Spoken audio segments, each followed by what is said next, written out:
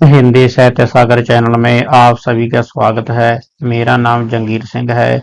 यदि आप यह चैनल पहली बार देख रहे हैं तो मेरे चैनल को सब्सक्राइब, लाइक और शेयर जरूर करें।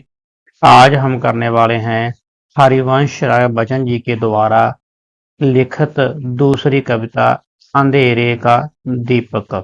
कल हमने की थी पौधों की पीढ़ियां कि नई पीढ़ी पुरानी पीढ़ी का कैसे विद्रोह कर रही है, कैसे उनके विरुद्ध बोल रही है। तो आज हम करेंगे अंधेरे का दीपक। अंधेरे के दीपक में कविता में कवि ने आशावादी होने की आशा जगाई है।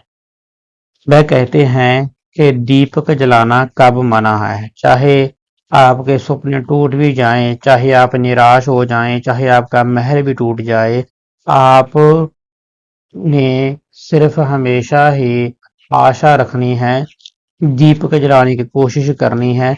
यह एक प्रेरणादायक कविता है। शुरू करते हैं। है अंधेरी रात पर दिया जलाना कब मना है।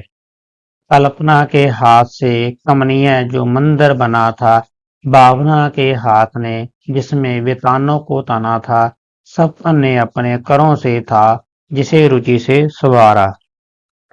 लेखक कहता है, कवि कहता है कि है अंधेरी रात पर दीपक जलाना कब मना है, अर्थात आपको किसने रोका है कि दिया मत जलाओ, रोशनी मत करो। मान लो कि तुमने कल्पना के जिस मंदिर महल का निर्माण किया था, कल्पना के हाथ से कमनीय जो मंदिर बना था, जो आपने कल्पना के सहारे सुंदर महल बनाया था, अपनी भावनाओं के सहारे सुंदर महल बनाया था, लेकिन यदि वह नुकसानदायक हो गया है, खत्म हो गया है, तो फिर क्या हुआ। भावना के हाथ ने जिसमें वितानों को तना था, अर्थात भावना के हाथ से जिसने जो मंदिर बनाया था, महल बनाया था, सपन ने अपने करों से जिस रुचि से संवारा था, जिस जिस महल को आपने सपनों में संवारा था, बनाया था, स्वर्ग के दुष्प्राय रंगों से, रसों से जो सना था, जो आपकी भावना में स्वर्ग जैसा महल बना लिया था, बह गया वह तो झुका कर ईंट पत्थर कंकड़ों को एक अपनी शांति की कुटिया बनाना तब मना है। यदि यह आपकी भावनाओं के द्वारा बनाया हुआ महल, स्वर्ग के सपनों के द्वारा बनाया गया महल टूट भी गया है, तो फिर क्या हुआ। ईंट पत्थर कंकड़ उठाकर जोड़कर एक छोटी सी कुटिया तो बनाई फिर भी जा सकती है। कहने का अर्थ यह है कि है अंधेरी रात पर दीवा जलाना कब मना है। लेखक कह रहा है कि हमेशा ही व्यक्ति को आशावादी होना चाहिए। यदि उसकी जिंदगी में दुख आते भी हैं, नुकसान होता ही भी है, तो फिर भी क्या हुआ, उसे आशा नहीं छोड़नी चाहिए। उसे कुछ न कुछ अपनी कल्पना के सहारे जो चीज बनाई है, उसे जिंदगी में असली रूप में यथार्थ में बना लेना चाहिए। अंधेरे रात के पर भी क्या करना उचित है। अंधेरी रात पर टॉर्च जलाना, या चुप करके सो जाना, या नन्हा दीपक जलाना, या अंधकार को कोसना। तो इसका सही उत्तर रहेगा नन्हा दीपक जलाना। अंधेरी रात हो तो क्या करना चाहिए, नन्हा दीपक जला लेना चाहिए, अर्थात आशा की किरण हमेशा अपने मन मस्तिष्क में रखनी चाहिए। कवि के अनुसार कमनीय मंदिर क्या है, उसका अपना अतीत का जीवन, सुंदर घर, सुंदर परिवार या साहित्यिक संस्था। तो इसका सही उत्तर है उसका अपना अतीत का जीवन। कमनीय मंदिर होता है जो आपने कल्पना के सहारे अपने मन में मंदिर बनाया था, अपना घर बनाया था, महल बनाया था, उसे हम बोल देते हैं कमनीय मंदिर। उसका अपना अतीत का जीवन जो पुराना निकल चुका है, जो दुख का सामना करते हुए व्यतीत हो चुका है।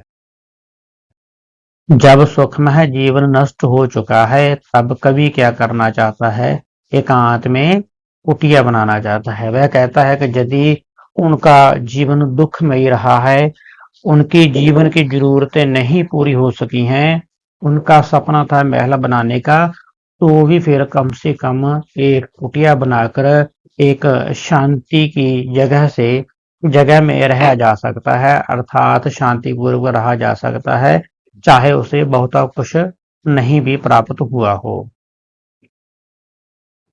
बादलों के आंसू में धोया गया।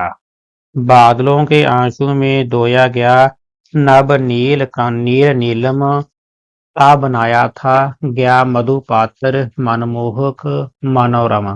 प्रथम उषा की किरण को लालिमा सी लाल मदिरा लालिमा से लाल मदिरा थी उसी में चमचमाती नव गुणों में चंचला।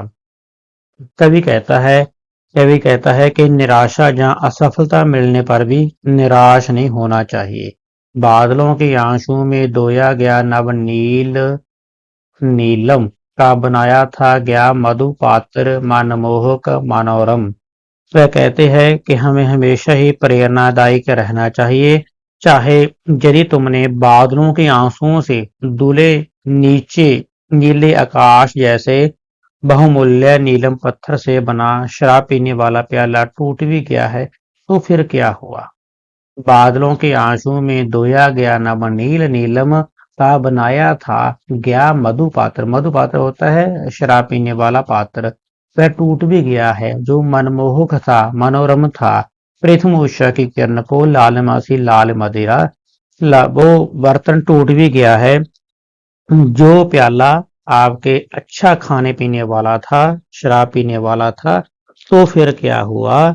अर्थात ऐसा कुछ भी नहीं हुआ, आपकी जिंदगी नहीं रुकी है।